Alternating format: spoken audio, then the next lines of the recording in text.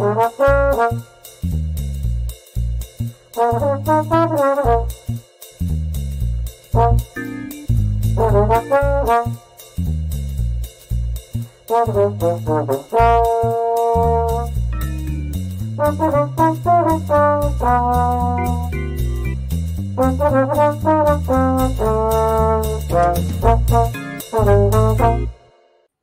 and welcome to Hey, we like your pod. And we're going to tell you why. Hi, it's Dawn here and joined as always by my trust whatever. You know, I'm take basically. it. Yeah. Hello. I'm a mess as always. And our very special guest at long last after a 6-week delay, all my fault. Oh, no. Jan, it's good to see you. Hey, how was your week, Jan? What's new in your life? Not much, just same old. Been teaching, just trying to catch up. Started school, so that's pretty much it. I mean, that's huge. Like starting the school year is like big deal. It's a lot. You know, we just started the school year here in Cincinnati this week at the university. I'm teaching 2 classes this semester. It's bananas. So yeah, no, I mean, don't downplay that, Jan. That's a ton. Thank you. I appreciate it. I love teachers. You know, there's so many of our guests and friends on Twitter in the Packers Twitter. I can't speak tonight. I'm sorry, you guys. I had a procedure yesterday. Anyway, friends that are in education or formerly education. It's kind of interesting. Our little I don't want to say group because that sounds like we're exclusive in some way. But the community, yeah, the broader community. Thank you. So and school here. We have Montessori school here in our complex, and the teachers are here getting ready, and they're going to start school officially on Tuesday. So that little joy of laughter of kids in the air. It's going to be fun. I love having school around. Yeah.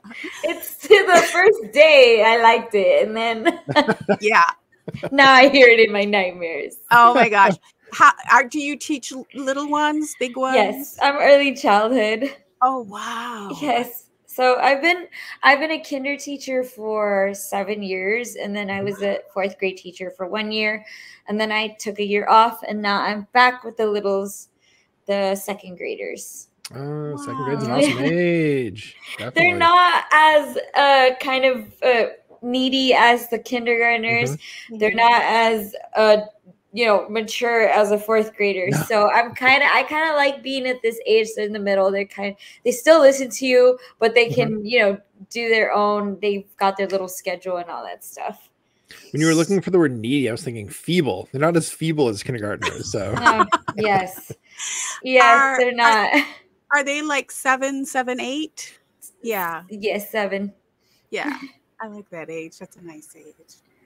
Well, awesome. It's just so good to meet you. We have a lot of milestones tonight. Tonight is our 52nd episode of the season. That means next week we start our 4th year at Hey, We Like Your Pod. Wow. And so it's really great to have Jan joining us for our grand finale, so to speak, tonight. And also just having you here after such a long wait. So, oh my gosh, so good to see you. So much to talk about. So we're going to talk about you because we want our audience to get to know you better and maybe share a few little things they might not have known about you before. And generally what we do is we start out with your Twitter.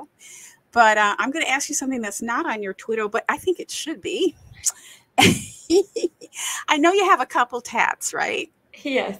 Here and there. So do you have any nightmare stories about tattoos that you want to share? I do. And oddly enough, it was a Packer tattoo. And I posted it once hoping that nobody would ask or zoom into it because I did get it done, and then there was a process of when you get a tattoo, and if you ever have to cover it up or get it fixed, you have to wait around 2 to 3 weeks for it to heal. And then they can go back and fix whatever they have to fix. So I did have it for for 2 to 3 weeks. I had it, and I did post. I post my gym pictures, and somebody did ask me, "What are those coordinates for?" And I kind of just ignored it because it was supposed to be. This is the first and the hopefully the last time this ever happens to me. Oh, I hope so. So I got the coordinates for Lambeau Field, and which is really cool. It is a good idea when executed properly. Oh man! And so I got it. Sorry, that's my dog. He's just like dying for attention. He's like talking to me. So I went and I got it done, and because of the angle, it was on my rib cage. I couldn't tell that the numbers were completely wrong. So it wasn't until I took a picture of it, because even in the mirror, all the numbers were backwards. Sure. So I was like, okay, yeah, it looks good, right? Placement looks good. I'm good. All she had to do was copy and paste onto. That's all she had to do. I don't know where she got those other numbers from, but they got all jumbled in the mix. And so when I take a picture of it to send it to my, my friends, just to be like, look, I finally got because I had been telling them about this idea. And so I send it to my friends like, hey, look, I finally got it. When I look at the picture, I realized the coordinates are wrong. Oh, man. So I'm like panicking. I'm panicking because the deed is done. It's already on my skin. I'm like, it's going to be on me forever. I'm so dramatic. I'm crying and laughing at the same time because I'm like, this would happen to me. Of course it would. Right. So I'm laughing and crying, send it to my friends in a group chat, like, look what's happening to me. And so they, like, the girls all send me a picture of the house that it belonged to. It was a house down the street from Lambeau Field. So it wasn't even Lambeau. It was just, I was hoping that it would be at least a parking lot, Right. Like, can it be the parking lot? Can it be a random seat on the outskirts of it? Something like, no. Oh man, it was somebody's house. It's just a random house down the street. And so my friends were just like, you should just buy the house at this point, because it would be so creepy for somebody those people to realize that, you have it tattooed. But I don't know, maybe the universe might bring me back around and it might end up being my house. I don't know. Maybe. But it was so traumatic and the worst ever. I called my tattoo artist crying. I'm like, look at what's happening. I just don't know what to do. I'm never going to another tattoo artist again, because this tattoo artist, I just happened to see that they were putting out like deals and stuff. Now I know I was a deal, right? You never want to pay for a cheap tattoo ever again. Right. So I called my tattoo artist and he's like, you can stop crying, Janet. I'm going to fix it. Just stop crying, go to sleep, get some rest. Cause it was already like 1 or 2 in the morning. And so I was so distraught. And then I could just hear my mother's voice in my head. I told you not to be getting tattoos. Like, why you shouldn't be getting tattoos. So yes, he fixed it. And it is, I have a butterfly on my rib cage, and that's where the coordinates were. The tattoo, the butterfly is over those coordinates. And I still want those coordinates though. So you don't have any coordinates now? No, I don't have. I ended up getting the cheese on my forearm, but I still don't have the coordinates that I've been wanting. And I told my tattoo artist, like, I don't trust anybody else. I need to get them done with you. And he's like, no, that's bad juju. Like, don't even get the coordinates, because now, like, they messed them up. You have to just stay away from them. I'm like, no, I can't stay away from them. I want them. Wow. He's like, it's bad. He's like, you shouldn't get them. There's a reason why they were wrong. That's crazy. Okay. Well, there was some conversation about Lambeau's lease not being renewed. Remember that whole to-do with the mayor? Yeah, like 10 years from now or something. Happen. Like that's I know. I don't think the people would let that happen either. No. Yeah. So, okay. So that's pretty funny. I mean, it's funny now. It's funny now. Yeah. Oh, yeah. Okay. but that our tattoos must be really painful though too. So you had to go through pain. Yes. Yes, I Especially did. on your ribs. Oh man, that would ow. That's honestly, that's probably one of the worst places I've ever felt. They say the feet too, but I think my rib, the tattoo goes down to my hip. And so whenever he would go down to my hip, I could just feel my entire leg feeling like numb. But so that one, and then I have one on my shoulder that every time he would hit my collarbone, I could feel it in my brain. Oh my God. Wow. Ooh. I could feel it rattling. So yeah, I definitely have to go through some sort of it's an experience. Well, it is a high too, and I think it's for people that just have high pain tolerance. I love my tattoos. I don't think I'll ever regret them, but I feel like I forget the pain too. Every time I go back, I'm like, whoa, I don't remember this at all. Right. Well, we tend to do that, you know, like with surgeries, and I've had a million surgeries and other things. So it's like you kind of just forget, I think. They say that women who have childbirth, they forget. Could it be like you forget, or maybe it's just so traumatic your brain Well, there's that. Your brain just skips out on it, and then later on you're like, I really don't remember how that felt, let's try it again. I don't want to remember. Right. Well, yeah, I would definitely not be a good candidate for tattoo, because it's like I have enough pain in my life. I won't do any voluntary pain. Yeah. What about you, Maddie? Any tattoo stories? No, absolutely not. No, I have a lot of my family members, especially like my in-laws, my sisters-in-law, my brothers-in-law, are very tattooed folks. But I've never been interested in it. It's like me and one of my sisters-in-law are the only people like around our age within that larger family structure who are just like, everybody else totally a bunch of tattoos. I don't get it for me, but like I understand why people want to do it. You know, if that makes sense. Like it's like that sounds awesome. Go ahead and do it. Doesn't affect me. I'm not interested. You know? I'm not the one that's sitting there in pain. Yeah, no, I totally agree. I mean, before I wasn't so interested, and then slowly I did. And I'm the one in my family that has the most, and then I have another sister that has a bunch too. So but other than that, my parents don't have any. The only one of my grandparents, I only have one grandparent that does have them. He was actually a dummy for my grandparents are from Mexico. So he was a dummy for his friends in Mexico. They would practice on him. So he's got a bunch of unfinished. Yeah. He's got a bunch of unfinished, just like random tattoos that don't have any meaning. Although he says, I think he's lying. Right. There's some initials he's got. He was like, oh, I just let my friend. I'm like, whatever. It's like an old girlfriend. You just don't want to tell grandma. Oh my gosh.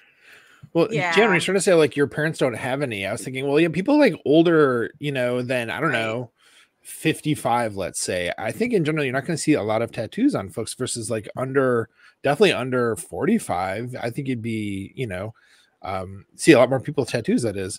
So I think there probably is a big, you know, age gap there, like a break between the two things at some point. I'd be curious to know like exactly what that number is. I'm just kind of like, you know, fumbling for what that age could be, somewhere in that range. But yeah, I mean, it's like, I don't know anybody older than me who has a tattoo at all. And I'm 46. So I don't know. Yeah, when did I'm gonna figure this out. When did tattoos start getting super popular? When are they no longer the purview of sailors and pirates? Right. Yeah. I think they just started to get much more of an artistic view rather than you know, the delinquent view that they used to be. And I actually just saw a book on my Instagram by an author, and it's called My Teacher Has Tattoos, and I thought it was so cute. And yeah, because you know, you come into this world that you know, they're now starting to be accepted at the job. Usually I do have my nose ring out. Sometimes I will, sometimes I don't. Just depends on how I'm feeling. But at my job, they don't care if I have it out. They don't.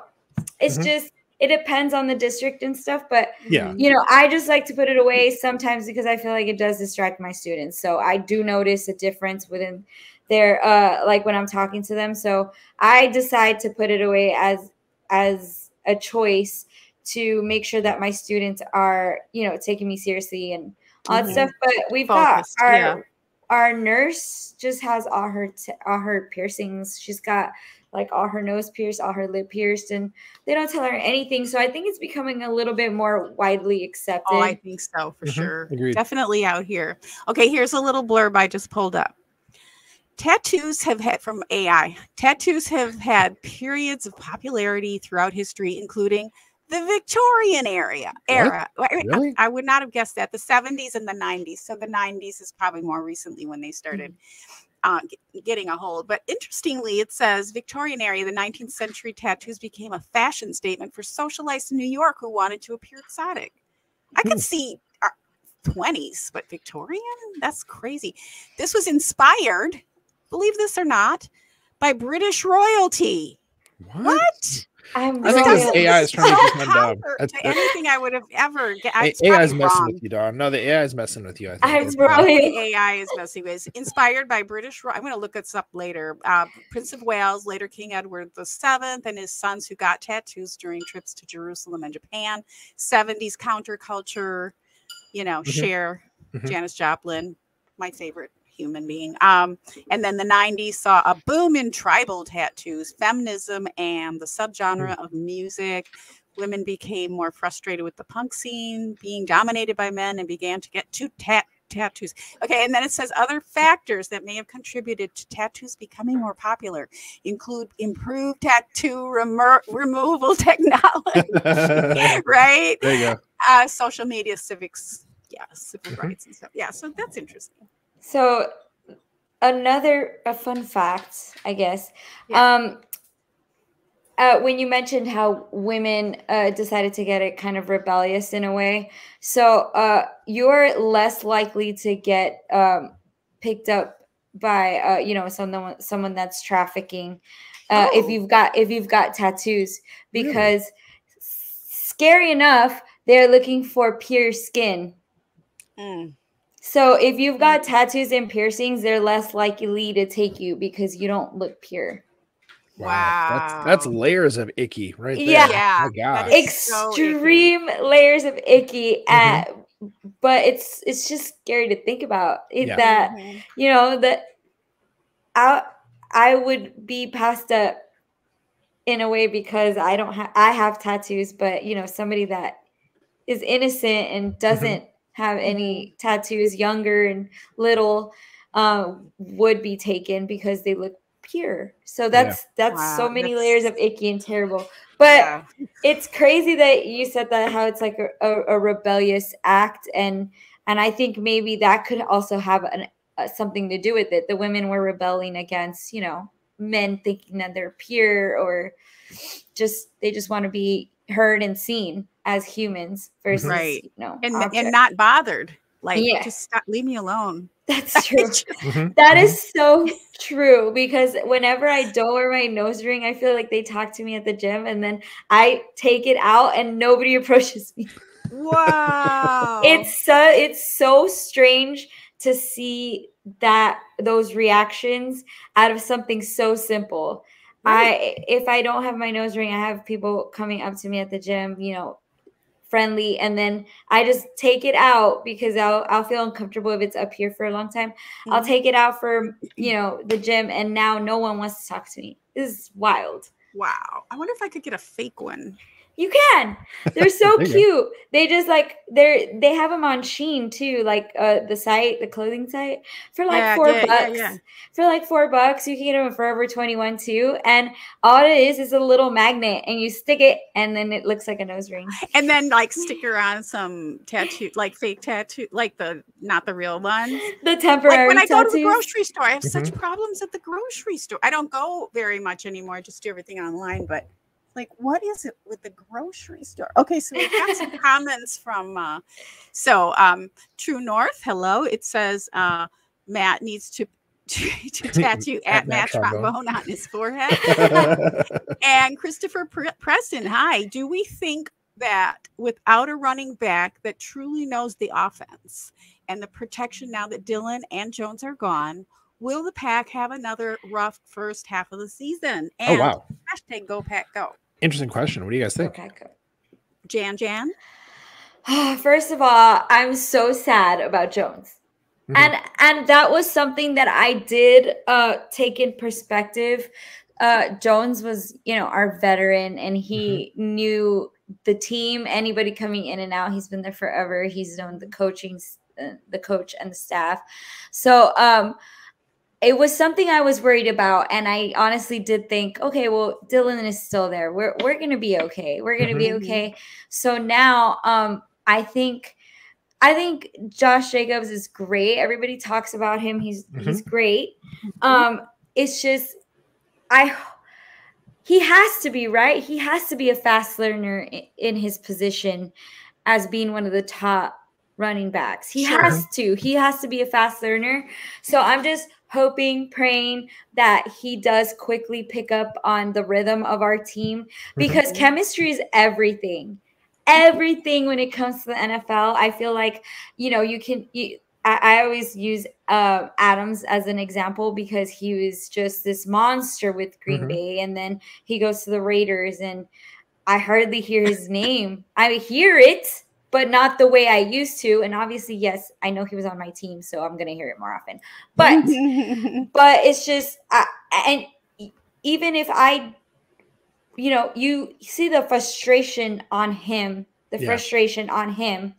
that he is not what he used to be when he was in Green Bay, because of the chemistry with the team is just not the same. You can see that.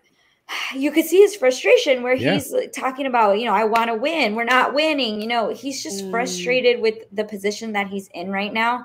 So I just hope that, Jacobs just meshes well with us, because Jones was such a big part of our team. I know. We lost so much. And I know, there's some people that are going to disagree with me. Yeah, he should have been gone a long time ago, blah, blah, blah. But I think we are definitely going to see that his presence is missing at the beginning for sure. Well, I think that, especially with AJ Dillon, he should be appointed as the mayor of Door County officially. So that way he could, in all fairness, have an honorary spot, on the sidelines during games, to be there for emotional support, for leadership, to, still help out in the sort of soft skills of the team, not actually being on the field. I think there's ways to make that work. So, AJ Dillon, he's on IR. He's not dead. He's not on another team. He's still technically a Packer. So I think let's kind of get him involved as much as we can, at least to help out on the side. I don't know if that's a thing you can do. I don't know if you're on IR, if you can't even go in the stadium, or what the rules are exactly, but I was wondering about that too. That's a really good point. I don't know anything about that. My answer is going to be a different route. So I have so much confidence in our quarterback and in our coach and in his game planning that I believe that we'll be able to run the ball when we need to. And I mean, from what I've seen, especially from Emmanuel Wilson, actually from everybody. So I really haven't seen Josh Jacobs that much. I'm not super concerned. I was thinking about this today. I was wondering what you guys think. It's it just seems, I don't want to diminish the role of running back or anything like that, but it just seems like basically all they need to do is rocket through, find the hole. And you know what I mean? It's all they need to do. I know all you need to do, but I mean, it just seems like a more through a brick wall. But I mean, it's not as complicated about thinking the plays through and all that. They just have to find the hole, right? Do you know what I mean? I don't know. Okay, I'm wrong. I think that's really complicated, actually. Okay, so then let me just go back to my first answer, which I think is brilliant, which is Coach Matt will call around it, and we'll know what to do, and I think the quarterback will too. I'm not that worried. I'm not that worried because, no offense, I didn't have a whole ton of confidence in Dillon anyway, from what I've seen, in the preseason. And then I love him dearly, but then also True North brings out that, you know, Jones is injury prone a little bit, and I just felt like he was so skinny, and I was always worried about him getting hurt, and so I'm not too worried. Dusty says, Dawn never watched the Trent Richardson trying to find the hole. I'm not saying it's easy. I'm just saying in terms of like thinking it through. I don't know. What do I know about football? I know nothing about football. We know that. It doesn't seem like, as far as it seems like something that can be built into the play calling, though, for sure. So yeah, if everything goes totally according to plan, you know, and definitely, you know, LaFleur's schemes his play calling and everything, you know, I think it'll allow for that to be easier than maybe other play callers, but it's still ridiculously hard for sure. Yeah. Well, I'm not saying it's easy to do, but I was just thinking, all I'm saying is I happen to have been, not regarding this question, but today I was just doing stuff and my mind just went to running backs and finding the hole and all that. And I was like, that seems like a kind of more straightforward thing to do than like a wide receiver who has to do all these run outs and arounds and get through the safety and all that. I mean, they're just more like power through type thing. And either they can do it or they can't, basically. Right? Yeah, I don't know. There is that way. Either they can do it or they can't, for sure. Because that's the part. AJ Dillon kind of couldn't. So exactly, and he had the body. You would think. I feel terrible that he has a neck injury. I have, severe neck injuries, and that hurts. It hurts to think about it. I wanted to do a little more research on stingers. I might do that next week. But yeah. So I have confidence in our coach. I have confidence. Yes. Will it take some working out? Sure, but everything will. And the other thing, I feel like the things where we think we're going to have problems, we won't, and the things where we think we're going to be great, we're going to have problems. So it's always that way, right? You never. New kicker's going to be flawless. No misses for any kicks is what's going to happen there. Oh God. I feel like every year we have the same problems. I feel opposite. I feel like every year it's our defense is terrible for the coach. Like every year. Oh God, if that happens again this year, I would this is the year. This is the year where the defense is finally good. This is the year we got it together. It's all together. Yes. All right. Okay. So that's an interesting story that people didn't know about you, and I didn't know about you until prior to the show.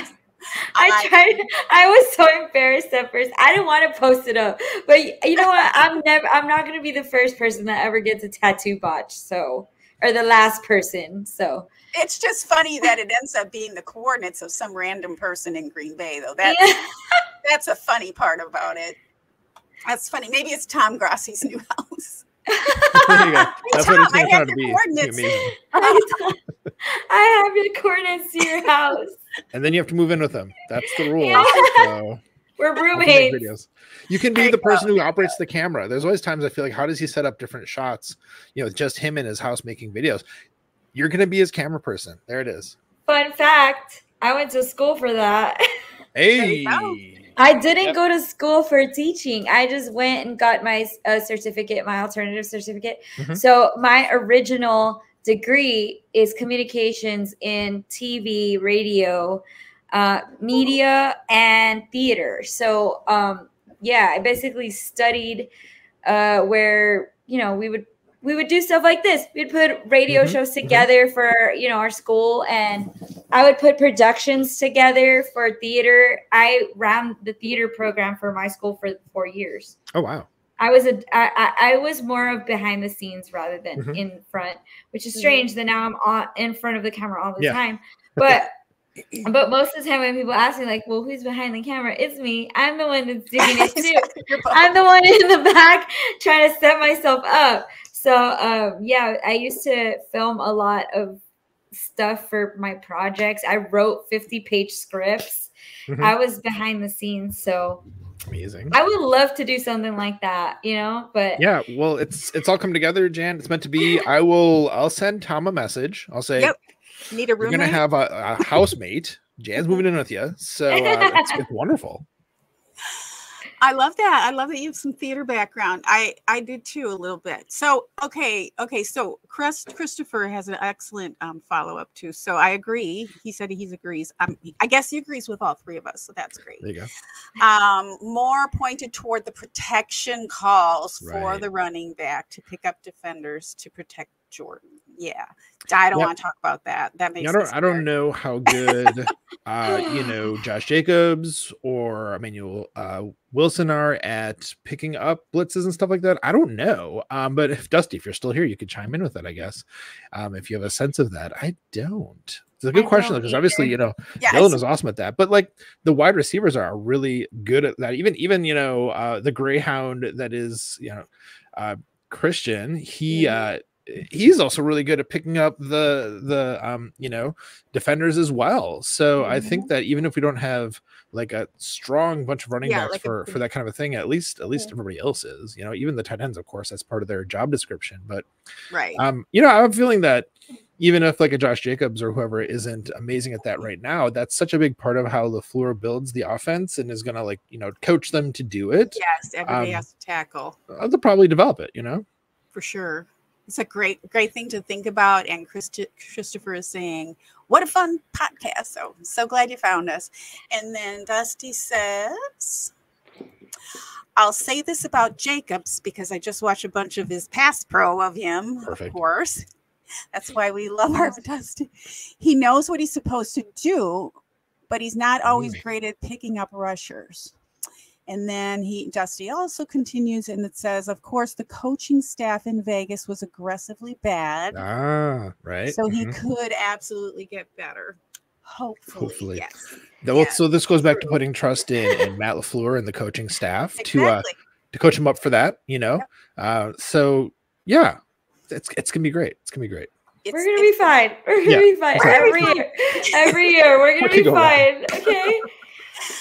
I'm just so excited. We're almost here. Like we're so close to the first game of the NFL Thursday night. It'll be Thursday night football as we record next week. Oh, that's right. Yeah. So honestly, I'm transparent. Honestly, as long as we beat the Bears and the Cowboys, my season is made. Like that's all I care about. Yes, I do care about the Super Bowl. I always think we're going, but as long as I don't get heckled here by the Cowboy fans, I'm living the life. I get to wear my Green Bay stuff, and they can leave me alone. And then just because my tweets that usually go viral is when I make fun of Bears fans. So that's the only thing that I want. I'm being very selfish. Well, Jen, you're definitely young enough that like you haven't lived through a time when the Cowboys like owned the Packers at all. So like, yes, it's gonna be fine for that. That's a good place to live if you're a Packers fan. They can't say nothing to you. Well, actually, my dad told me that Brett Favre couldn't beat the Cowboys. Is that true? Right. So I'm saying you're young enough. Yeah, that's you true. didn't live through that. That was horrible. I did live through that though. I just didn't understand it at the time. Right. Yes. I did live through it though, because I specifically remember him being upset. My dad. Okay. So my dad is the super fan, and I'm the spawn of the super fan. Yeah, that was my next question. So that's a great lead in. So you live in Texas. How did you become a Packer fan? We love origin stories for sure. My grandparents moved here from Mexico, and they couldn't really find jobs here in Texas, so they happened to be able to find jobs up in Wisconsin, which is why I always say that Wisconsin a lot, because so my grandparents were able to find jobs in Wisconsin. Because of the winter Texans would come down, they would go up. So they're reverse winter Texans, kind of in a sense. So they go up during the winter and they would work and then come down in the summer. So that's why I have endured a lot of Wisconsin winters. So when people would tell me, they're like, you need to be there when it's cold. I'm like, that's the only time I've been there. The worst time. Oh my God. I've been through all of the Arctic blasts and the vortex and all that stuff. So I've been up there throughout all that stuff. And I think what was it? Not this past summer, but the summer before was the first time I had ever gone to Wisconsin in the summer. Oh my goodness. Yeah. So Wow. for the past 20, I've been going since I was 12. So for the past, I don't know, 27, 28 years, I went every Christmas. So, and then, so finally I decided, my little cousin had her quinceañera, that lives up in Wisconsin. She had her 15th birthday, and we decided her birthday's in the summer. So we drove up there, all of us, to celebrate her 15th birthday. And I ended up there. I was supposed to be up there for a week. I loved it so much. I ended up there for 3 weeks. Oh, nice. I spent my entire summer there, and my family was like, "Why are you leaving so early? You don't have to pay for a hotel. Just stay here with us." And sure enough, I ended up. Pomba loved it. He road tripped up there with me. He's also been through Wisconsin winters, and so so because my grandparents were up there, and then my dad was stationed. He was in the Navy, and then he was stationed up in Chicago. And so he could be near my grandparents. And so my grandparents they don't really speak English. They speak a little bit of English, but it's so funny that they became diehard Packer fans to kind of like find a community and fit in. Wow. And they just noticed that, the community was diehard Packer fans. So they started going to the games, and they loved it. And my grandma still goes, and they love her too. The last time I lost her, she ended up with a group of people drinking. So they love her to death. And then I grew to love it so much. My parents would go see the games, and they would drop us off with my grandparents. We would stay with my grandparents, and they would go see the games. My dad would come back with like all this Packer stuff for us, or we would go to Shopko, which Shopko is still open. Oh my gosh, Shopko. We would go to Shopko to get all the deals, because we'd go during Christmas, so we'd get the after Christmas sales. And they were so fun. And then because it was cold outside, we would take a big old ice chest, fill it up with cheese and like all this fun stuff, and then haul it back down to Texas. Oh my gosh. So all my core memories are either, I do have family in Cali, but Cali were my summers. So all my core memories of Christmas are up in Wisconsin. All my summers are in Cali. So I actually had seasons, because Texas doesn't have seasons. That's right. No. So I had seasons, but just so for Christmas, all we would get was like all this Packer stuff too. Even now, we cancel sometimes. Some years we will cancel Christmas presents and instead just plan a trip to all go up and watch a game together instead. Oh, that's wonderful. So it's just a tradition. That's why I have a billion of those free Christmas Green Bay game hats that they give you. Those little ones that have like Chevy on them, or Miller Lite on them. I have a billion of those. I could pass those out, as a free gift. I could stand at the entrance and pass them out, because I have so many from all our Christmas games there. And then that ended up being all of our Christmas card pictures. We take picture at Lambeau and then send it out to all our family members. So we just became really die-hard Packer fans, and it's just kept our family together for games and all that stuff. So I always say that I owe Wisconsin so much. They gave my grandparents a home here in the United States, and then not only that, they keep us together. Even now, I live in San Antonio with my aunt and my sister, and then we've got and then my brother lives up towards Austin. But we all still find a way to come together for, Packer games, to watch them together, or even to drive up. We've done so many road trips, and people ask my siblings and I'm like, how are you guys so close? I'm not like that with my siblings. And I'm like, try every Christmas being trapped in the car for 24 hours with all of them. Every single year. I've only flown to Wisconsin one time. Wow.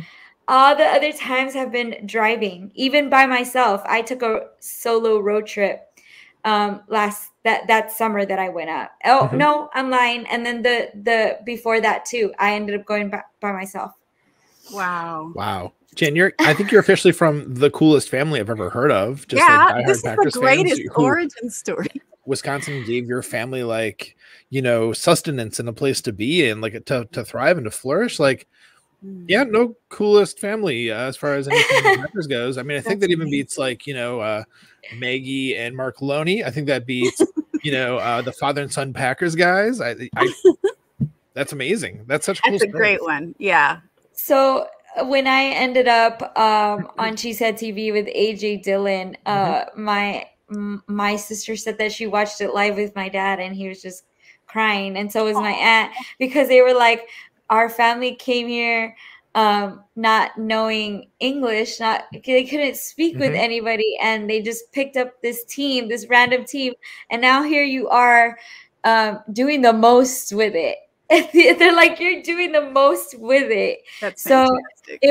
it was great, and I hope, I plan to continue, you know, at this route, trying to create you know, our little podcast and all that stuff. I see what Tom does with his podcast and how he's grown. I've seen, you know, Aaron Nagler, like what he's done with his podcast, pick it up, and I'm girl power. I want, you know, yeah, you can do it too. I want girl, like, you know, girls to kind of also move their way up. I see Maggie too, that's moving her way up. You know, Jen. A lot of us are starting our own little, you know, we're getting there. So I kind of want to be one of those two that kind of opens doors for everybody else. I love that. Let's talk about that a little more, because in your Twitter, and by the way, Christopher, I was going to ask Christopher where he was from, because he said LOL Shopko, and then he told us, he said he's born and raised in Janesville, Wisconsin. Nice. All right. Christopher, I'm from Oregon, not far from there, so very familiar with Janesville. Oregon, Wisconsin, and Wisconsin, not Oregon. Yeah, and I'm from Racine, but I've been gone for many years. So, but I'm still from there. That's, like, you know, part of my heritage too. So okay, so talking about all the stuff you do. So your Twitter reads, I'm going to read your Twitter. It's Janet Wilson at OJanJan, Packers owner, comedic. Oh yeah, I'm a Packers owner. Nice. I love it. Comedic relief on Lombardi Sweep, podcast founder and host on She's All That 19. Threads stay fresh with Campecho. How do you say that? Campecho? You say so he told me how you pronounce it, like kombucha, Campeche. Campeche Collective. Campeche Collective. Oh, okay. Yes. Okay. So he makes Packer stuff. Right. So So that's also a project that I'm working with him. I think he's so talented, and he's from San Antonio. So I think he's just so talented, and I'm hoping that, you know, I always tell, even you know, obviously him, to use me. I'm like, use my platform. I'm like, you're so talented. Use me. Yeah. So I'm like, if you need me to, you know, tweet something, let me know. So I'm technically his first. I'm sponsored by him, so he'll send me a few, you know, shirts and stuff like that, so that I can post. But I just think he's so talented, and I think he's. I tell him, if we keep going at this route, we can get somewhere, because I love Packer Pro Shop, but a lot of their stuff is just not. It's not in. It's not as fun. It's not as fun. It's not in. I'm like, I'm all for the glitter girlies, but I'm not a glitter girly, and everything that is in the women's section is blasted with glitter, and I just don't want it. I end up in the men's or the little kids section. Right. So I told him, like, you create clothes that is unisex, but also at the same time, like, it is something that I would wear. So I've been working with him. We come up with ideas, and if we get ideas from fans as well, we'll try to come up with something. So that's great. I'd like to interview him. What's his name? Is that his name? Dakota's his name. Yeah. Good dude. Dakota. Okay. Yes. Then I know He's great. No, yes, you have to interview him. Mm-hmm. He's actually a Spurs super fan too. So he's so funny. He he has Spurs season tickets and all that stuff. So he's like hardcore with that. And but I think he gives the people what they want. So I think he's gonna definitely get somewhere. Good. Yeah, it's funny you said that because I was thinking, like, have we had him on the show? I was going back to like old calendars. I thought maybe in the first season we have not. We should get him on the show at some point. Definitely. Yeah, let's do that. Let him know we want to speak with him. I used to do fashion design. That was my career. So it'd be fun. I always love talking to other designers and artists. So, okay. So tell us a little bit, for those who don't know, about Lombardi Sweep. What's that all about? So the way I have the strangest stories. I'm that friend that lived, I always say I'm the friend that lives a million lives, because I'm just like, we'll be somewhere, I'm like, oh yeah, I'm CPR certified. They're like, why? I'm CPR certified. I'm also a lifeguard. So during the pandemic, I was a teacher and I didn't have anything to do because at the time we were not teaching. So I got bored. And I basically Craigslisted or looked up kind of to write about the Packers, because I've always been obsessed with the Packers. And I was like, you know what? I'm just going to freelance something. Like, I don't need to get paid. I'm a teacher. I just need something to do while this pandemic ends. So I found Zach, which is a leader. He's Flurry Sports. And I reached out to him and I let him know that I would be willing to write for him because I was basically bored. I don't need to get paid. I told him I just want to do it for fun. He let me do a few articles, and then the pandemic started. Well, Texas was only closed for like 3 weeks. So they were not closed that long. So I told him, like, we're going back into school. I can't really write as much as I wanted to because of school. And then he said, well, I still want to keep you on the team. Would you want to be on a podcast? And I was like, sure, I'm down. I'm yes, man. I'll say yes, which is why I'm always exhausted. I feel like I'm constantly just saying yes to people. So they're like, would you want to do this? I'm like, yeah, let's do it. And so I don't know if you saw when I was on The Game, the radio station. I'm on their TikTok because I was at the game and they were like, we need somebody to pump up the crowd, and I said, I'll do it. Awesome. and they put me on that little pillar and I was like pumping up the crowd. So oh my gosh, I'm just a yes person. Like, I just throw myself into things that I probably shouldn't be in, but it's whatever. I improv. So he was like, would you want to be on a podcast? I was like, well, I've never been on a podcast, but I do have theater background. I do have my TV and my radio. So I was like, sure, let's try it. And sure enough, I love it. I love hanging out with those guys. And it's funny because they're more analytical and they get into, the numbers, they crunch the numbers, and sometimes they'll end up kind of bickering on the show. So, which is why I call myself the comedic relief, because I notice when they're starting to get really hostile, and I'm just like, okay, let's talk about my teeth facts. So I have a segment at the end of the show where I give them a fact about teeth. So it's like I'm there to love the team just as much as they do, but I'm just not as analytical and I don't do the numbers like they do. So they do all that. They do the fantasy football and all that stuff.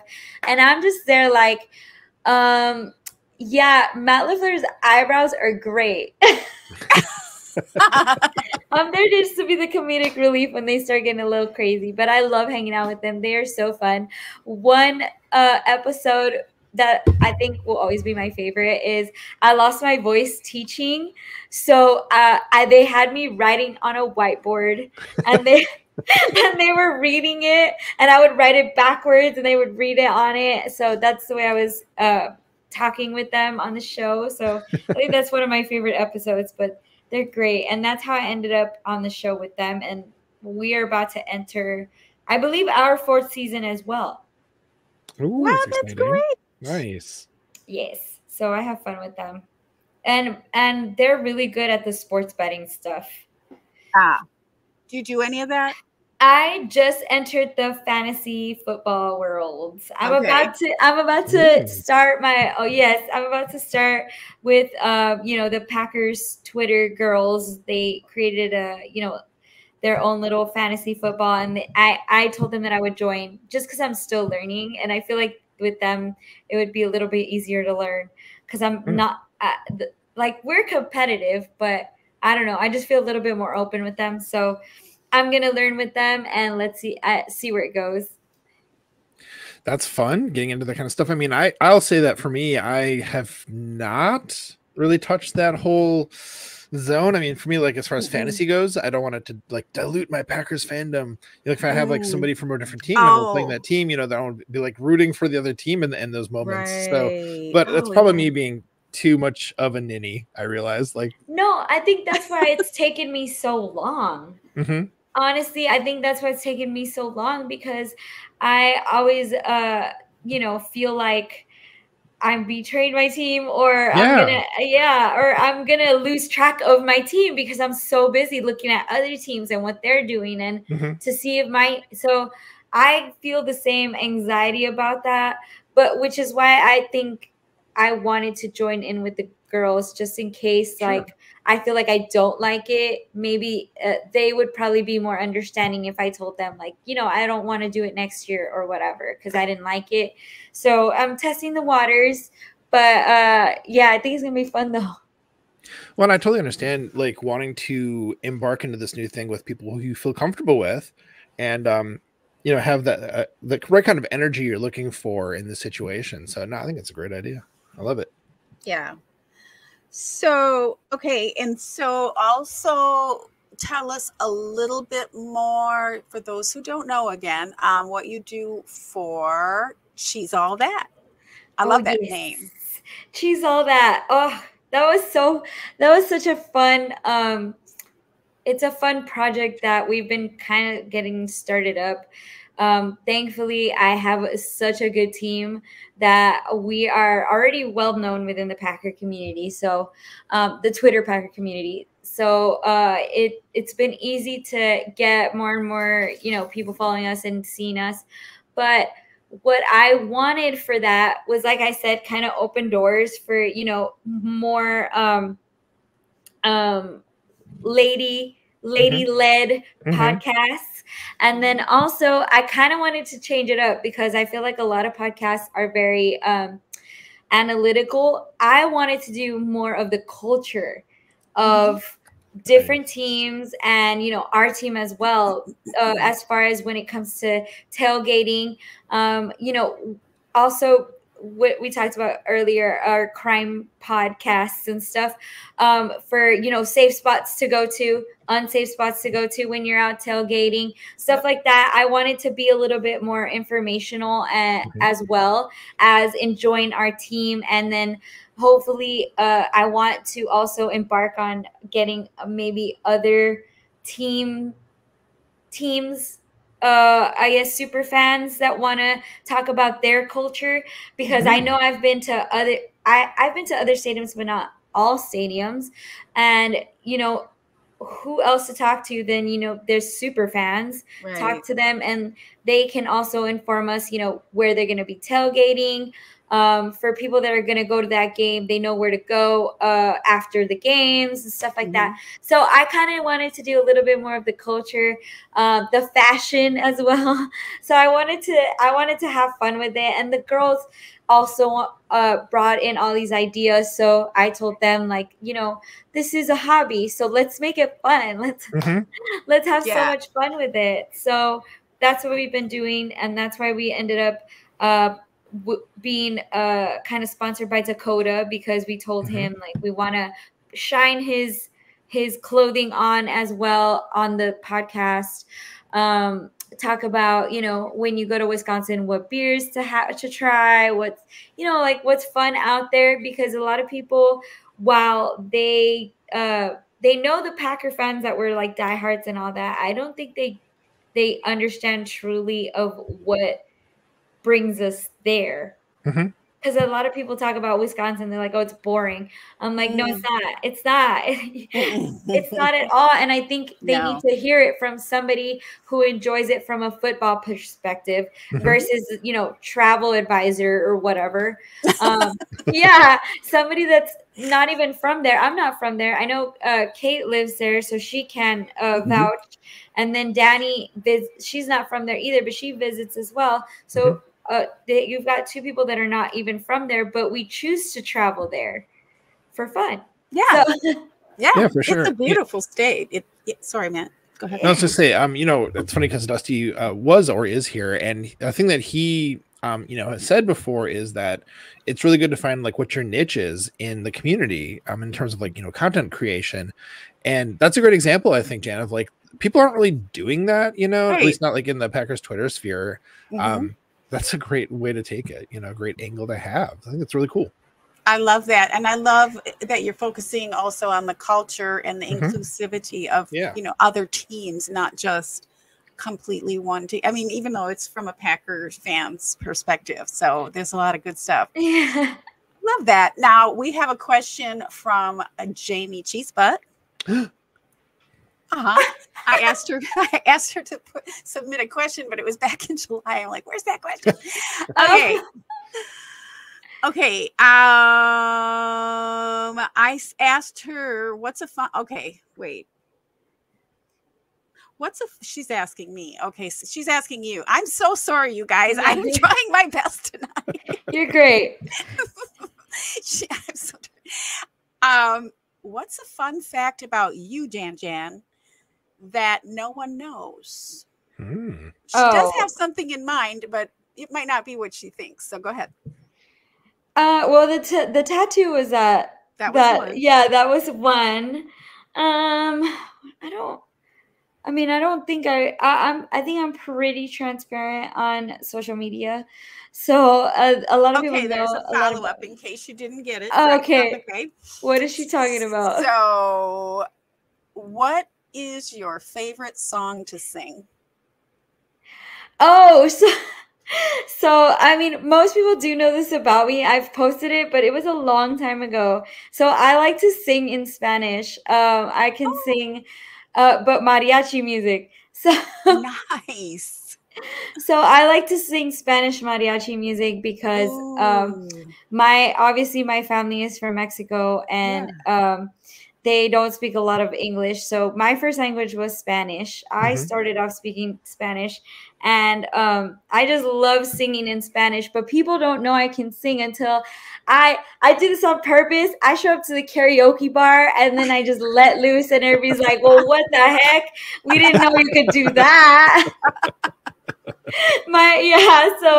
And my family already knows when we go together as a family to go karaoke, they're all like, we have to go before Janet. We have to go before Janet. Like, they know they have to go first, because then they're like, anybody after Janet is gonna be like, nope, absolutely not. So I just love to sing, and that's like one of my hidden talents that I have, that I do like to say it and do it, but it's just I kind of keep to myself about it. But yeah, she knows that I love to sing in Spanish.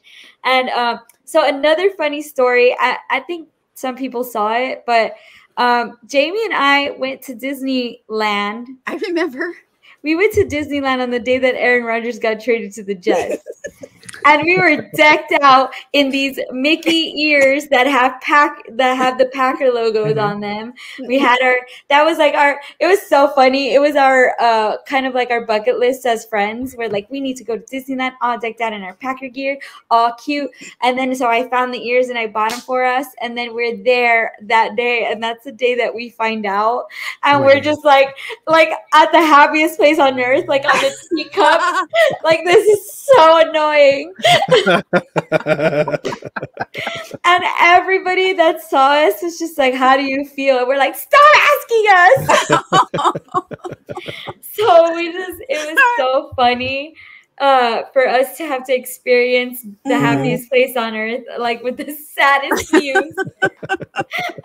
I remember I was texting her a little bit during that trip, and while you were at Disney and the whole thing. So I forgot about that. That was when Rogers got traded, but it all turned out okay, didn't it? Yeah, right. It turned out great. It did. It turned out great. But definitely like a heck of a time to be very publicly a Packers fan. Yeah. My goodness. And then everybody's asking. Yeah. Everybody was asking us like, how are y'all feeling? We got on the we did a TikTok on the Disney Cups, so we're just like all bummed out sitting on the Disney Cups with our little Packer ears. So yeah, but I love her to death. And that's kind of another one of my goals is just to try to meet as many Packer fans that I meet on Twitter as possible, at games. And, you know, a lot of these people that I've met on here that were complete strangers have become family. And I was telling Dawn before that, you know, I've been kind of separating myself a little bit from Twitter just because there's been a lot of negativity, but I stay for the positivity. Like I stay because I've been able to meet, you know, I've met Dawn before in person, and so it's just I get to meet good people, and it kind of cancels out the negative people that I've met on there. That's right. And thanks to Kate, we met, because Kate does that. She gets people together at Lambeau. That's so great. I'm hoping that I get to co-host with her the tailgate for the home opener. Yes. So I'll probably be there with her at our spot again. Oh, nice. But yeah, she does so great. She just puts all that together, and but I'm always happy to be part of that crew. It's just so much fun that day. Yeah, it's really fun to go and meet meet Kate, but everybody that she has there. Did you make it over to the tailgate, Matt? No. I missed my chance because my cousin was doing some tailgating too. So I was hanging with him and my dad, because I wasn't sitting with, of course I was sitting with you, Dawn, at the game. So I was, hanging with them. And then you were like, "Oh, I'm over at the Packers Twitter tailgate." I was like, "No, I didn't. I totally forgot about that. I'm not gonna have time to get over there." So I was really bummed that I missed it. I had this idea that I was just gonna stop by all these places and then get to Matt's, and then Katie Sunderman and I got lost. Well, I've been on a Lombardi Suite it's gonna be 4 years already. Luke and I on the show have been to the exact same game like 3 times, and we still haven't met in person. And he goes, when I told him, I said I was there, he said, and I text him because the first time he was mad at me that I didn't text him, like, "Oh, you weren't even here, you didn't even try to see me." The second time that I texted him, he said, "You're too far away." And I said, "Sir, I drove 19 hours. Right. You can walk the 10 minutes from that side to this side to come see me, okay?" But he was out drinking, so I was like, "No, you're good."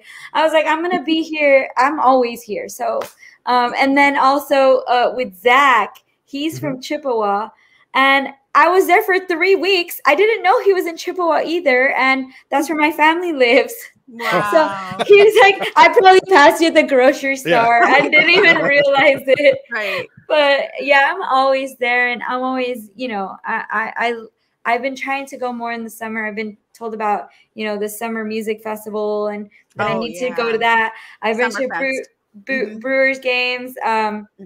This last trip that I made up there, I think it was Christmas for the Packer game. I made it a game trip where I drove up to the Packer game, and then I drove to the Bucks game, and then I went down to Dallas for a hockey game. So I saw NFL, NBA, and NHL game all in 1 week. In 1 week. So it was go to the game and then drive drive to Milwaukee the next day to hit that game, and then I drove all the way down to Texas. So, and then ended up going to the Bucks versus Spurs in San Antonio once I got home. So I saw 4 games. It was so fun, but I want to do something like that again. It was an adventure. And then I got home and I was like, why am I so tired? Yeah. But I did so much just in that week. I hit all those games. Well, final questions for you are the same questions we ask every guest. So what is your, I don't have it written down in front of me for some reason. Name one thing you absolutely love about Packers Twitter, the community on Twitter, and one thing you would change if you had the power to change it. My favorite thing about Packers Twitter is the memes that people come up with. I think we come up with such good content, and I'm laughing all the time. I think we have very creative people on our side, and I think we're so eager to be part of the community. I think I honestly think we're one of the biggest ones as far as like, you know, the other NFL teams. I don't see anything as big as us. So I think we are definitely there to, you know, laugh with each other and stuff. So I love the memes that we come up with. And one thing that I would change about Packers Twitter, or just like in the world? Well, however you want to answer it, change about the experience you're having or the... Well, I would change the negativity that is brought upon, you know, that has been brought upon social media. I think people just, they want to throw in their 2 cents, and I think sometimes it's not necessary. I've seen so many I follow other fans too as well, and they pop up on my feed because I'm, you know, I feel like I'm a big part of the sports community, and you know, I like to see fans displaying their, you know, their fandom. I like to see it, and I don't feel I don't feel like it's necessary to have to like try to dumb them down for their fandom. Kind of, I prefer praising them. Like, you look so cute in your, like, you know, little gear and all that stuff. But I feel like people just, because they're keyboard warriors, they feel like they can just say whatever they want to someone. And I think maybe when I started off Twitter, like a bunch of years ago, I also fed into that, and then slowly thought about how it affects people's mental health. And, you know, so I strayed away and tried to make myself a better person when it came to Twitter. You know, try to just keep positive, you know, the positivity within us, and tweet that positive stuff versus the negative stuff. And so that's one thing I would change. I feel like there's so much bad already in the world. Why not want to make Twitter a place where we can all get along and hang out? And and I get that there's rivals, and I make fun of Bears, you know, the Bears Twitter, but I've never been so negative to try to hurt somebody, you know, within the depths of their soul, to kind of crush them. It's more like just like funny hee hee, like kind of like we beat y'all hee hee, like that's all. Or like that one video where I did the moonwalk. It's like me walking into the Bears' nightmares, like the Bears fans' nightmares. But like, it was just funny. I wasn't, you know, pinpointing and, you know, targeting a person. I was just making fun of the team. But I see a lot of people talking about the players as well. It's so bad. And I know we do have players' families on there.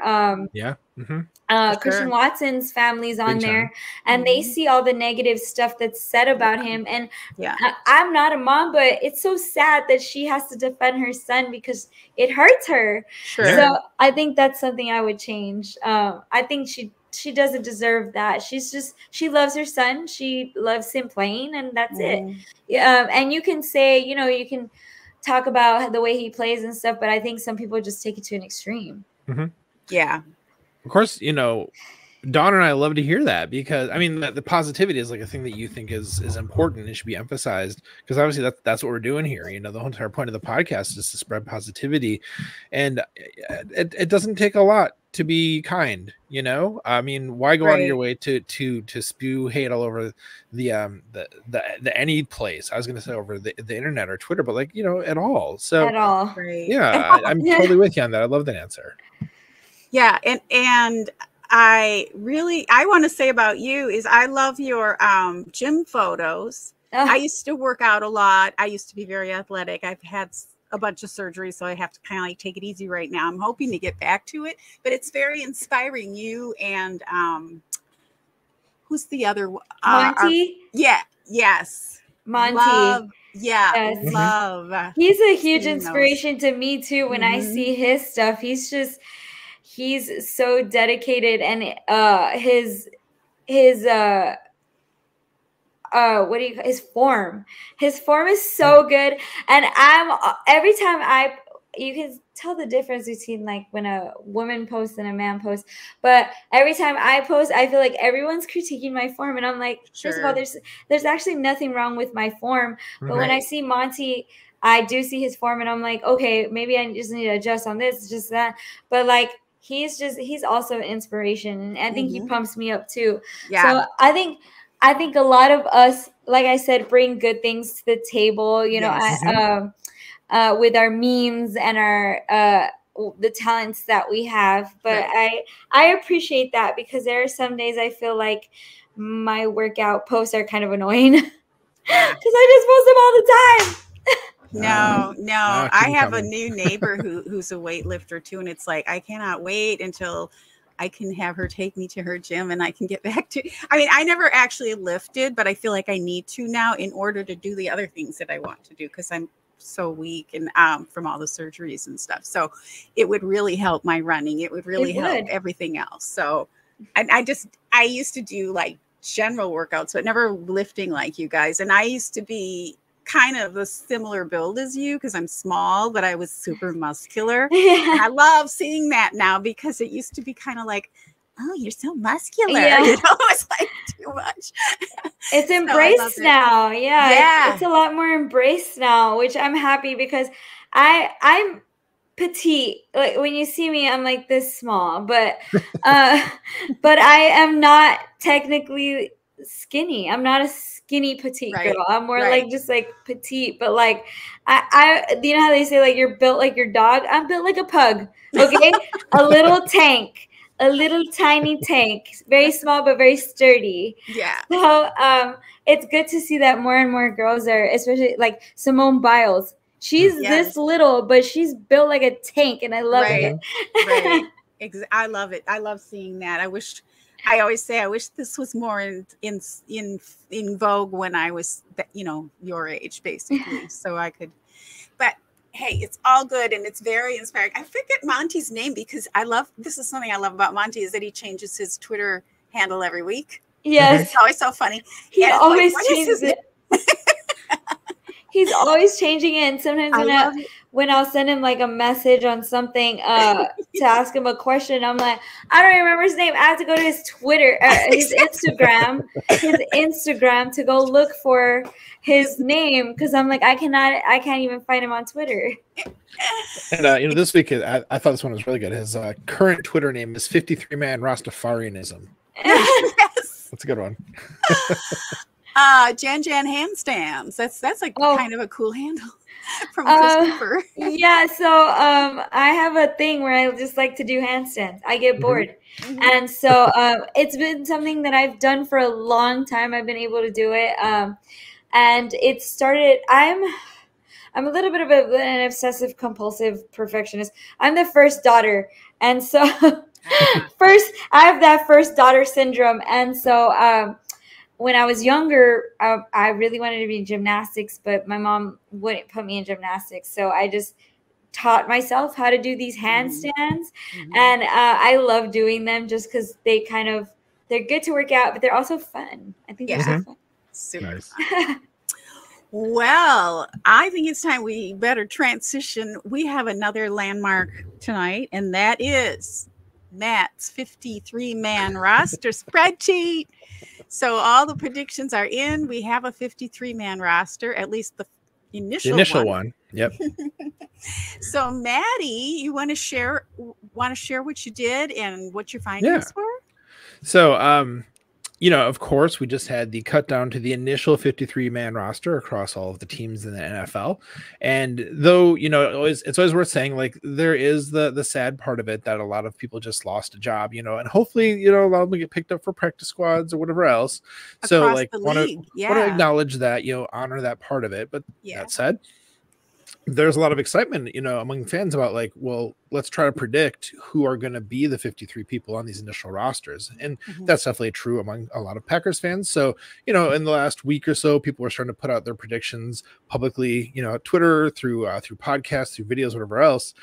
And so as somebody who, you know, is very curious and likes to see trends and how things look in data and spreadsheets, this was the 4th year that I started compiling all of the ones I could find. And there's, of course, many, many more that I just didn't get to, into a spreadsheet to see, like, what are the trends we're seeing? Who do, you know, the fans think are more likely to get, you know, to make the cut, basically. So did that again this year. In fact, it's kind of funny you bring that up, Dawn, because, you know, I think it was one of our very first episodes was after I had done it for the very first time. So it's kind of like it's really a cyclical thing, you know, with our show. So, you know, usually we do like 3 or so, you know, superlatives every week each. And so this week, just all of my superlatives are around some of the people's different predictions and things I noticed. But before I get into those real quickly, I'll say, you know, as far as the spreadsheet goes, some of the things that you would notice, and you can see it, by the way, it's my pinned tweet right now. So if you go to my Twitter profile, you'll see it right there if you want to kind of see what folks had, you know, as for their guesses.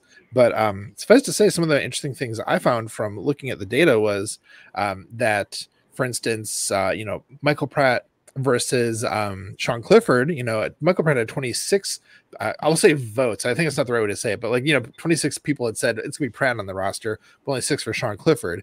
So that was like an interesting divide there. 13 for Malik Willis, because I actually had to invoke the Willis rule this year, where if you wanted to adjust your prediction before the roster cut started happening, since Malik Willis was picked up the night before, you could still do that. I was still honoring that, but not everybody like realized that, or I didn't see everybody's updated things. That's going to come up again in a little bit, the Willis rule, but suffice to say that was one of them. You know, the Marshawn Lloyd versus AJ Dillon, 24 people thought Dillon. Only 18 people thought Marshawn Lloyd. So it's interesting how that kind of shook out. Another one that was a big divide was Malik Heath versus Grant DuBose. It was 29 people thought it would be Heath, and of course it was. 20 people thought it would be Grant DuBose. Let's see. Another one that was kind of interesting was one person said Henry Pearson, which I'll come back to that in a minute, actually, about that one. So you just kind of like these random one-offs here and there, like 3 people for Royce Newman, for example. But, you know, near the bottom of the sort of O-line, you see, you know, Travis Glover and Kadeem Telfort were some of the people who had fewer, you know, votes for them. And it was Travis Glover at 27 and Kadeem Telfort at 22, but they both made the roster, which was really cool to see. I think one more I want to highlight real fast here was, let's see, where is it now? Oh, yeah. So the tight ends. No, not sorry, not the tight ends. That's not right. The safeties, I meant. We see that, you know, everyone thought Xavier McKinney, Javon Bullard, Evan Williams. Those were like, you know, everyone said them. But then a bit more of started a little bit drop off with Anthony Johnson Jr. with 41, 40 for Katana Oladapo, and then 10 for Zane Anderson. But Zane Anderson made the cut. So just kind of seeing where these things shook out. I thought it's just really fascinating. And just one more I want to mention real fast too about that is, you know, for Anders Carlson. So, you know, the most I could have for anybody was 43, because that's how many I collected. Anders Carlson had 35 votes, you know, a lot of people thought, and of course that was a big surprise that he wasn't. And so, you know, Greg Joseph made it on the initial 53, even though he's not with the team now after, you know, things progress. Greg Joseph only had 1 vote. Ooh. Only one person thought Greg Joseph was going to be on there. Right. And so that's actually my first superlative, is specifically most impressive single spot prediction. And that does go to our friend Katie Sunderman. She was the one person who had faith in Greg Joseph. So good work on that, Katie. Way to see that one. So that's the first one. Second thing I want to shout out here is top scorers. So the best score for anybody was 49. And so the following people had 49 correct for their roster predictions. me, actually, as it turns out. Andy Herman, Eli Berkovitz, Paul Brettel, Bill Huber, and Bruce Edmonds. Now, here's the thing, though. All but one of those people did use the Willis rule and did amend their projections. So, like, I do wonder if other folks had, if their scores would have been higher. But I said all but one person. That one person who I never saw an updated one was Paul Brettel. So I actually believe, really, when it comes down to it, that Paul Brettel probably won this year as far as the predictions. Because if he had amended his, I think he would have ended up with more than 49 points. So kind of the sort of secret winner, the sort of soft winner of it, I think was Paul Brettel, actually. So kind of a shout out within a shout out to Paul for that. And so the last one I want to mention here, then, the last superlative, is most individual. So these are two people who had like the most different from everybody else's predictions, and it doesn't necessarily mean they got a lot of points, but you know, I love that a person could say, no, I think that even though all of y'all are saying this, I think it's gonna be this. Like, there's a certain like courage of conviction you have to actually, you know, do that publicly. So two people, Robin Adams, whom we love, I love him. Said he's so great. So he said Caleb Jones, and only 6 people said Caleb Jones, and he was the person who said Henry Pearson will make the roster. So the one vote for Henry Pearson and one of 6 for Caleb Jones was for Robin, but also another person with a very similar sort of outcome was Dale from the Average Cheese podcast. And he had a vote for Caleb Jones, one of only 6 people for Caleb Jones again, and also he was the only person who said Benny Sapp the third. So those two guys, Robin and Dale, had the most sort of individual, iconoclastic, if you will, predictions, and I love to see that kind of a thing. I love watching for those. So there's a lot of interesting stuff to kind of see in the spreadsheet, other sort of conclusions to draw, you know. So if you want to check it out, it's publicly viewable as within my pinned tweet on Twitter. So check it out. Yes, and Christopher was looking for your Twitter, and I put it on the comments here, but it's because there's 3 T's. It's Matt TT with trombone, another T. So I think that's probably why he couldn't find it. So that's awesome, Matt. And it was more colorful this year, wasn't it? I saw your you got into the color coding. Race colors. I made it easier to like do the scores at the end. So I was like, oh, that's right. I dig a spreadsheet with good color coding for sure. I was like, ooh, color. I love when like the most kind of like the most craziest predictions end up the most accurate. Last year, I think, I'm pretty sure I ended up winning on Lombardi Sweep to the closest season prediction. Nice. And it's funny because the guys were like trying to go into analytics and all that stuff, and they were like, oh, we think like, you know, 8 and whatever, and I was like 12 and 5, and I was the closest one. I just threw a number in the air and I ended up the closest. It was hilarious. So I love when that happens, just because it's obviously sometimes it's in my favor, but Pumba. Jan just lost light or something. We had a dog invasion. Can't see her now. You can't see me. Sorry, everybody's ears. That's funny. I was putting notes together and I just never got you my predictions, and some kind of bummed I didn't get it done. But which means now you can say, actually, I got them all right, Matt. Oh, I would have been all right now. Yeah, blackout. Jan had a blackout. Yeah, Pumba, he's over there trying to jump on me and jump on the light.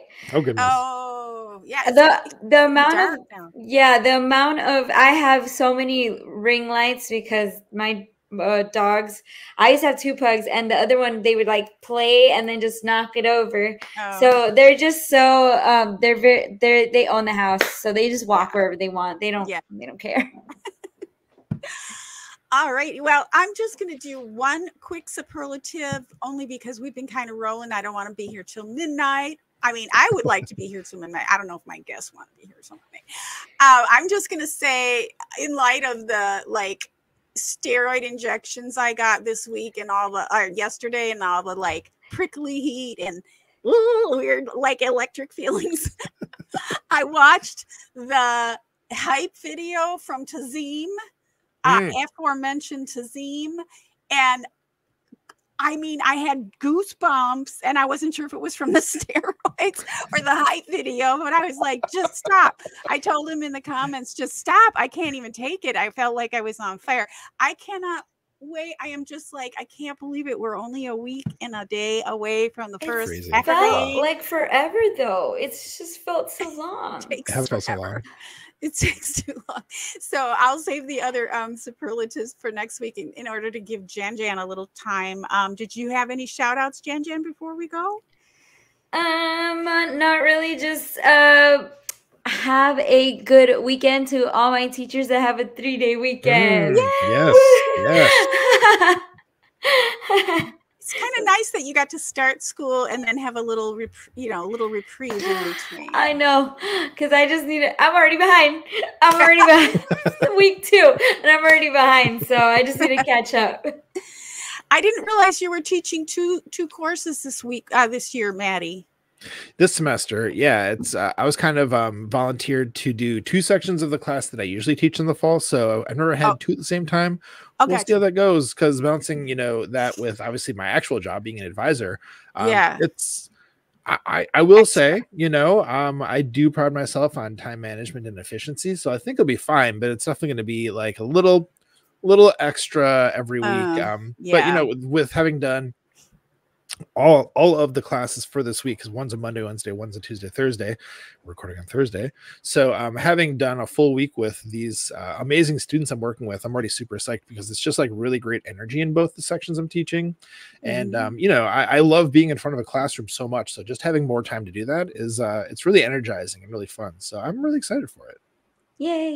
Yay. And any final thoughts besides that before we call it a night?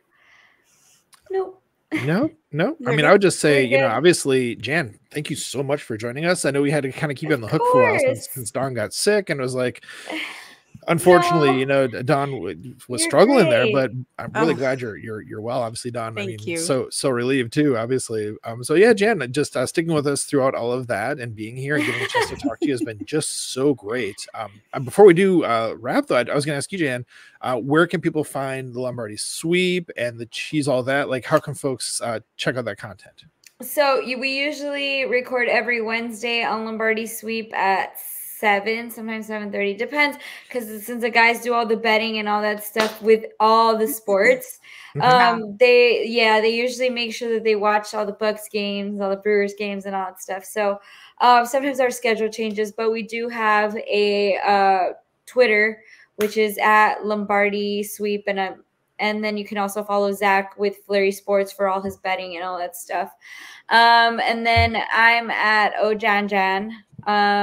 All my social medias are the same, so you can go find me on Instagram, and this Twitter, and then Cheese All That. Don't forget to follow Cheese All That, because we're trying to and also Campeche Collective. Yes, it sounds like he says it sounds like kombucha, so right. Kombucha, so Campeche Collective. Okay. For all and as well, I will be tweeting out all his new stuff that he comes up with in the season. He's very good to come up with stuff on the spot. When, fun stuff happens on the field, he's real quick to release a shirt on it. So, yeah, especially like David Bakhtiari's finger up in the air. Yeah. He literally seconds later, it was a shirt. So he's very good to give the people what they want. So just go follow, and support all of your Packer friends that are, trying to grow. I always say, we keep supporting each other, we're just going to take over, all the social media platforms. Yeah. So even if, Instagram, whatever, who else? I try to stay connected. Frank's Titletown, all those guys, Senor Cheesehead. Just go find all our, flock with us. That's right. Find us and support all your friends. We're all just trying to have fun out here. That's right. Keeping it positive, exactly. And Christopher in the in the comments here was saying he just loves to, let's see if I can find the comment, loves to follow all his Packer friends, and he was asking for everybody's. And Jan, if you follow Jan on Twitter, all of her links are in her profile as well that we talked about. So yeah, and that's 2 H's and O by the way. So OHH. Jan. So make sure you both those H's. Those you're gonna follow. Oh yes. Oh yeah. Just like your 3. Oh, Jan. Yes. And I've had this name since MySpace. So. Wow.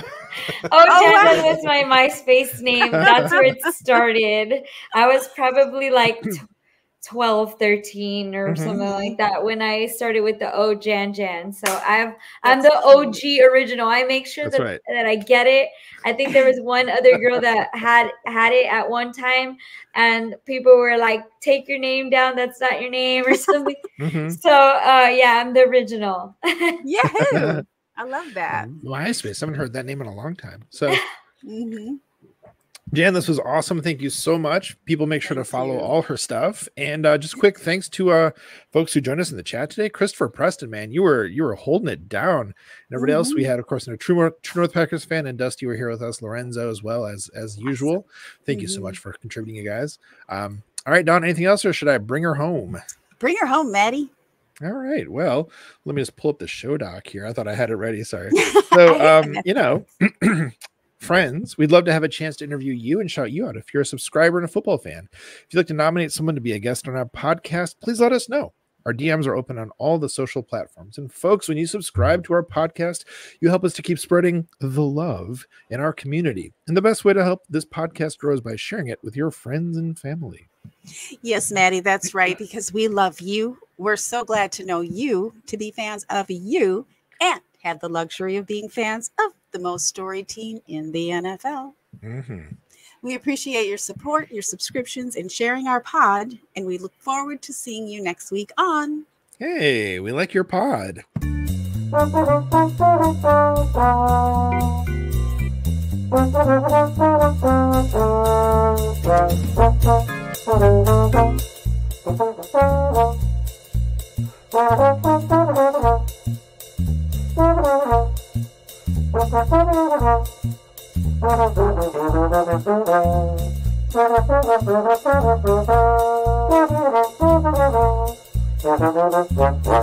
Football in general comes down to discipline and people owning their roles. And when you aren't disciplined or you go outside the scheme, bad stuff happens.